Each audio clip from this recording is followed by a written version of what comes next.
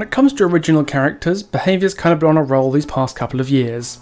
Maybe not in terms of gameplay, Crossu's release balance date should be testament to that, but as characters, we've had a pretty continuous train of smash hits since All Things Wicked. I have pretty much nothing bad to say about the characterizations of Houndmaster, Orella, Crossu or Tori. I appreciate Unknown's approach to storytelling enormously, even if the design itself doesn't really do it for me, and I've even kind of learned to appreciate Sable in a sense. Still not a huge fan of the character, but I can at least see the appeal she has to so many people. And if nothing else, she's really funny. I don't know what to say, she's a cartoon character. You put her in any situation and it just becomes funnier. It just does, I couldn't even really tell you why. But regardless, what I'm trying to say here is that despite how behaviour has been sidelining their original characters in the past few years, the ones they have been making in this time have been some of the all-time greats, and the new survivor for the Sinister Grace chapter, Vee Boonyasak, is no exception. Sinister Grace is a chapter designed to spotlight Thailand, its people and its culture, in the same way that Cursed Legacy is meant to spotlight Japan, or All Kill is meant to spotlight South Korea. But despite both of them being Thai musicians being taken into the fog, Boorong and Vee led very different lives that turned them into very different people. I've talked before about how much I love Boorong's story, but what about Vee's? What is it that makes her story so special, and how much potential does it have for the tomes going forwards? Welcome, friends and foes, survivors and killers, to the new survivor for the Sinister Grace chapter, Vee Boonyasak. Vee is a young woman growing up in modern-day Thailand. Where exactly, we're not completely sure, but it seems likely that she's based in Bangkok like Boorong was, since they wound up performing at the same opera house. But regardless, even from a young age, she immediately felt an affinity for the energy and spectacle of the drums. She started out trying everything from traditional music to modern sounds, and found herself really clicking with rock music, and started to get involved in local rock scenes as a teenager. One of her favourite bands was Tick and the Kicks, a rock duo who knew how to make some serious noise, but relying on a rickety old drum machine that packed itself in during a gig. Vee offered to sub in at the last minute, and Tick, Crit and the crowd were all thoroughly impressed by what she could do. Vee's full membership as the band's third member followed immediately, and thus began the Age of Axe Kick. Vee's involvement saw the band literally kicked into high gear. Vee got the band shared around on social media, spent her spare time making patches and merchandise, and the band went from supporting local legends to headlining venues and making a legend of their own. And after seeing a viral video of a spooky old opera house, they might have found just the right venue for their next gig. The trio paid a quick visit, and were immediately enamoured. It was full of grungy atmosphere, abandoned opera costumes, and a mysterious set of old cassette tapes. Like any good self-respecting horror protagonist, they put the tapes on immediately, and heard something mysterious and eerie. Ethereal voices echoing from places they just shouldn't be, from all around the room in ways that sound just doesn't. And like any smart, self-respecting horror protagonist, they turned the weird curse tape off and made a run for it. Although maybe they're not so genre aware after all, since the gig still went ahead the following day, and the opera house was packed out. The band was killing it, and Vee was lost in the chaos of the night. The sweltering heat of the stage lights, the noise of the crowd, but she focused on the beat and played her heart out. She was on fire, but no matter how loud she played, there was a sound she could not help but hear. The eerie voices from the tape. Vee focused on the rhythm. She played and she played and she played until the roaring of the encore stopped, and she sat in front of her kit. Alone. Wait, where are Tick and Crit? Vee wasn't surrounded by her bandmates anymore, just a thick black fog that clouded her vision and made her skin cold and clammy. And she wasn't in the opera house anymore, but somewhere far worse entirely. And thus the entity took Vee Boonyasak for its own. Just like Boorong's lore, one of the first things you'll notice about Vee's lore as a reader is how short it is compared to most original characters we get these days. At 645 words, Vee's lore is even shorter than the Crossu's, and is the shortest original survival lore we've had in a very long time. For comparison, Vee's predecessor, Orella, is 945 words, and Tori is 1221 words, almost twice as long as Vee's. I do love me some long stories, but I understand the appeal of writing shorter ones. DBD's in-game lore reading client is absolutely atrocious to navigate, especially for longer stories. So if you want people to actually read your stories, brevity is definitely key. And much like Boorong's lore, Vee doesn't really suffer from this shorter approach. her character is still able to be effectively communicated in this short passage for the most part. I do think Boorong's story does this a little more successfully in aggregate though, and that's for one pretty simple reason. Boorong's story shows how she reacts to adversity and difficult situations that let her showcase her character, and Vee's story doesn't really do that so much. Boorong's lore is effectively one giant uphill battle as she struggles to get what she wants. She wants her name in lights, and her story is all about how she's manipulated and puppeteered in service of that goal. How she plays host to a spirit that she does not understand, and ultimately makes the active choice to embrace because she's willing to live with the consequences to get the life she thinks she deserves. We get to see her trying to work past her roadblocks, and how she chooses to do so reflect on her mindset and morality. It allows us to paint a very nuanced picture of Boorong as a person, and how she acts in the face of adversity. Vee doesn't get to do this because she doesn't really face much adversity that stops her getting what she wants. Everything goes pretty much perfectly for her throughout the story, and so we never really get to see her when the chips are down, how she acts when she has to solve a problem. This seems like a pretty important thing to know for a survivor, the kind of character who's pretty much defined by being in a situation of permanent desperation, but that's an element of Vee's character we never get to see. That being said, I don't want to harp on about this too much right now because it's a fairly minor criticism, and it's my only real issue with what is otherwise a thoroughly successful story. Even without any real conflict, we still have a great story here that shows us who Vee is on a day-to-day basis, and it does so with a little more subtlety and, well, grace than most short DVD bios do, because Vee's story is a great showcase of a writing habit I've been talking about for years. Show, don't tell. For a long time, DBDs had a real problem characterizing its survivors because it would just tell us that X and Y person had X and Y trait, and we're just supposed to take their word for it. In Claudette's bio, for example, we learn that Claudette has an introverted nature, but we're not allowed to intuit that information for ourselves through context clues. We're not shown her interacting with people so we can draw the conclusions about her introversion personally. The writer just tells us she's introverted and draws the line right there. You see this a lot in the older bios. Dwight found it hard to fit in, Jake disliked academia, Jane both resented and admired her mother. We're just told these things at face value with no room for interpretation. Hell, Nia's bio is entirely made of the writer telling us facts about her life, like they're writing a goddamn book report. Going from these stories to Vee's is a complete 180. Almost nothing about Vee is just given to us. We have to intuit it by watching how she acts, and that is much more fun to read. She spends a lot of time at independent gigs and keeps up with niche music scenes, affirming that she's diligent, willing to go out of her way to get the fully authentic experience, and that she's someone who literally plays to the beat of her own drum. She's confident, potentially to the point of recklessness, when she approaches Tick and Crit about playing for the band. It takes some serious backbone to go up to a band you like and just offer your service as a drummer out of the blue. And yes, they were desperate. That doesn't take away from the absolute brass balls Vee displayed here. So she's confident, hard-working, and potentially a little bit reckless, and that view of the character is supported by her later actions too. She's the one who galvanizes the band's growth through social media and merchandising, she's the one who suggests the new band name, and she's the one who immediately pushes Tick and Crit to play at the Opera House. Her energy is palpable, but as we see from the group's actions at the Opera House, there's definitely a level of recklessness to them. They acknowledge how run down the Opera House is without considering the health and safety implications of packing out the theatre. They only check out the venue to set up the day before the gig, and they wind up fucking around with haunted cassette tape, which goes exactly as well as you think it would. But I can appreciate that Vee, Tick and Crit managed to walk the line between being reckless and being stupid. Some of their decisions might have not played out the best way, in the long run at least, but you can understand why they were made. Axe Kick wasn't exactly the most experienced as a group, so it does make sense that they would maybe be a little bit fast and loose with health and safety regs, and yes, they might have made the decision to not cancel the gig and not move the venue even after they experienced the haunting, but they don't know they're in a horror game. The group is reckless and maybe don't fully understand the consequences of their actions, but they are not stupid.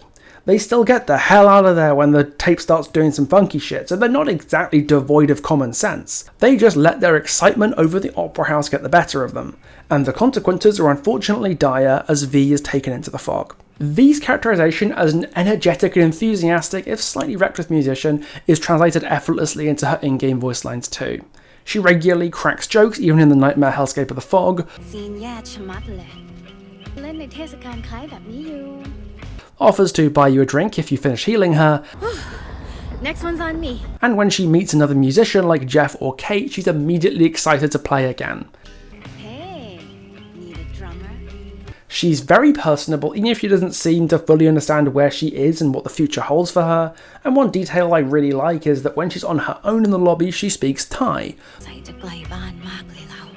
But in the trials, or whenever another survivor is in the lobby with her to trigger her voice lines, she speaks instead in English. I'm ready to rumble.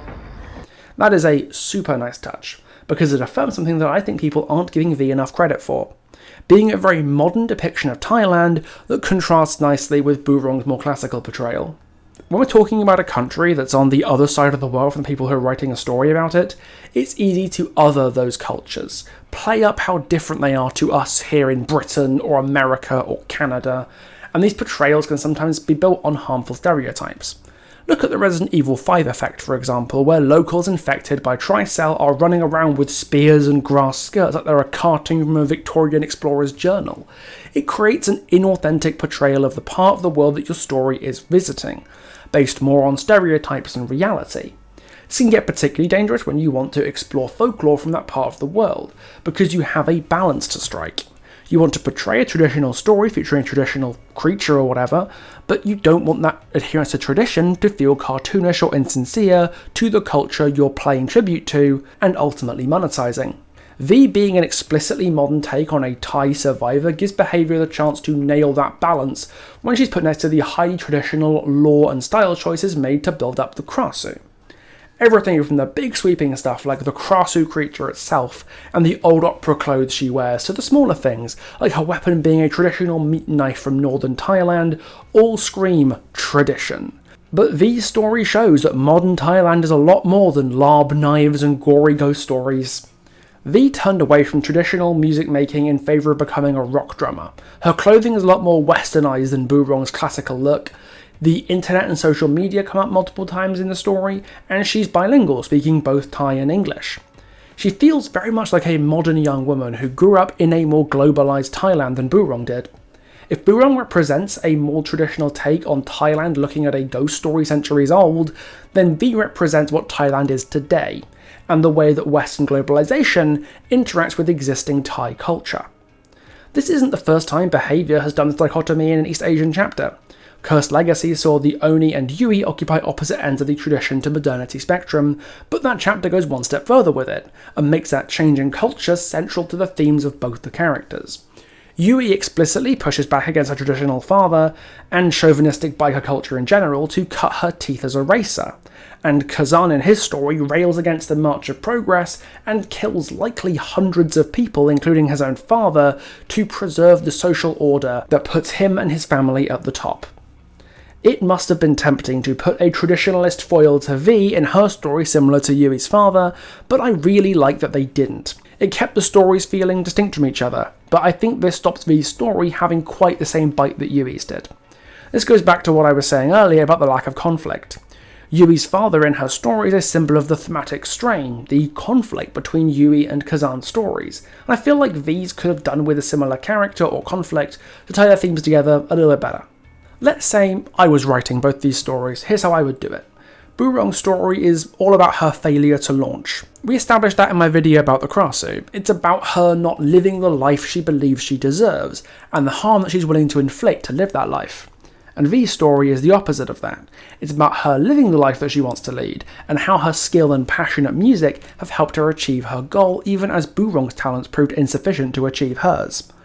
Boorong's failure led her to harming others, first unintentionally and then deliberately to get what she wants. So maybe Vee's story could show her how success can harm others unintentionally, and show that her and Axe Kick's recklessness can have consequences. Maybe somebody gets hurt at an Axe Kick gig because they overbooked the venue. Maybe they get a noise complaint from a local business owner, or Vee breaks someone's drum kit in practice, and we get to see how she acts when her ambitions and enthusiasm catch up to her a bit. It doesn't have to be major, it doesn't have to be anything huge like Feng Min killing her entire esports team or anything, but it would have been nice to give Vee a slightly different challenge to show off a different side to her, and the story is more than short enough to justify adding a little bit more meat to its bones. But again, this is not a huge deal for me, because in every other way, Vee's story does exactly what it's supposed to do. It brings the character of Vee Boonyasak to life in a way that makes her feel unique, likeable, and authentic. And if you really want to see her fleshed out like I do, there is a good chance that'll happen in the future, because the tomes are back with a Sinister Grace chapter. Sort of. Oh yeah, in case you weren't aware, Tome 23, Cradle to Grave, is open right now. Yeah, the tomes are actually back. And the new one features the Trapper in his first new story since Tome 1 Awakening all the way back in 2019. The story is being delivered with a short comic panel or story segment every week. The story is actually really fucking good. It is Trapper's best appearance by a mile. It explores Evan's relationship with the entity, kind of at the end of his life on Earth, as he becomes the Trapper. The story is a banger, but I do have some concerns about how the new tome system looks to be being handled going forwards, but that is a topic for another video, hopefully very, very soon. I'm going to wait until Tome 23 is finished and the full story is revealed in the game to cover it, but this is kind of an aside. My point is that the tomes are back. And I'd be really interested to see Vee get one in the future to flesh out the well-conceived character that Sinister Grace has set us up with. The Sinister Grace PTB already feels like it's half a lifetime away. It's only been a couple of weeks since it came live, and I'm already seeing a major drop of crossoves in my Survivor games, and while I don't think she's gotten her last set of nerfs, I don't think she's going to be a major issue going forward the way she was on release. The novelty of the new killer is starting to wear off, and the period between now and the January license will determine how Sinister Grace is seen as a long-term part of this game. Whether Krasu's overtuned release date will go on to define her, or whether it will just be looked back on as a new killer teething problem. But there is an aspect to these characters beyond the balance that has made me a very happy boy indeed as a creator and lore enthusiast more than a player. As characters, as people and themes and designs in the world Dead by Daylight, Sinister Grace has been an absolute treat to cover. I said in my video on her that the Krasu is the kind of character I started this channel to make videos about, and her and Vee have both hit me with this incredible sense of nostalgia, because I miss when releases like this were the bread and butter of Dead by Daylight. There is very little in the process of video making that I enjoy more than when a new original comes out, and I get to read, watch, research and analyse a whole new story from an area of the world DBD's never visited before. I loved dusting off my copy of the works of Shakespeare that I hadn't read since university to get all the references and how master Shakespearean tragedy of a story. I loved watching Thai horror movies to understand Krasu's cultural significance, and I loved digging back into the old tomes to remind myself who the hell Cliff Barra was to make sense of Aurella's lore. But the wider community and the developers who follow their money don't seem interested in that. They just don't care because the killer released overpowered or buggy, or they're just sandwiched between two massive licensed releases that will make them more $1 billion each and brick killer queues for the first half of the year. Sinister Grace and the other recent originals remind me of the game I fell in love with all these years ago, because the writers and the designers behind Houndmaster and Krasu and Tori and Vee and Aurella are all on fire. They are putting out their best work since the Dead by Daylight golden age half a decade ago.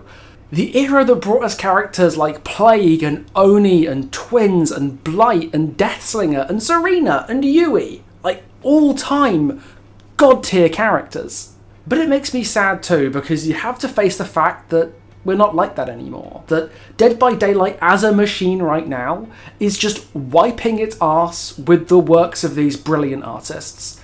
And that breaks my heart. Dead by Daylight right now is a hostile environment for innovative new originals, and it isn't likely to get better anytime soon. Matthew Cote recently talked about how well the licensed gravy train seems to be going for the game, and there's been discussions being had about reducing DBD's chapter output. Let's be honest here, we all know that it's not the big glossy licenses being cut down here. It's not FNAF and Tokyo Ghoul. It'll be chapters like Sinister Grace that will wind up paying the price. I don't want to live in a world where chapters like Sinister Grace and Doomed Course are looked back on as failures. They have been the highlights of the past couple of years for me. And the promise of these already sparse original gems getting even less frequent, it scares me.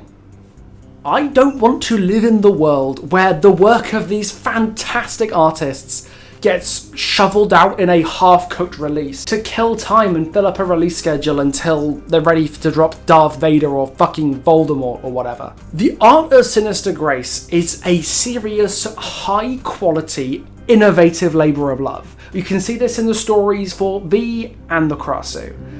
And that makes it a dying breed in modern Dead by Daylight. And I'm deathly afraid of that dying breed going extinct altogether. I hope I'm wrong.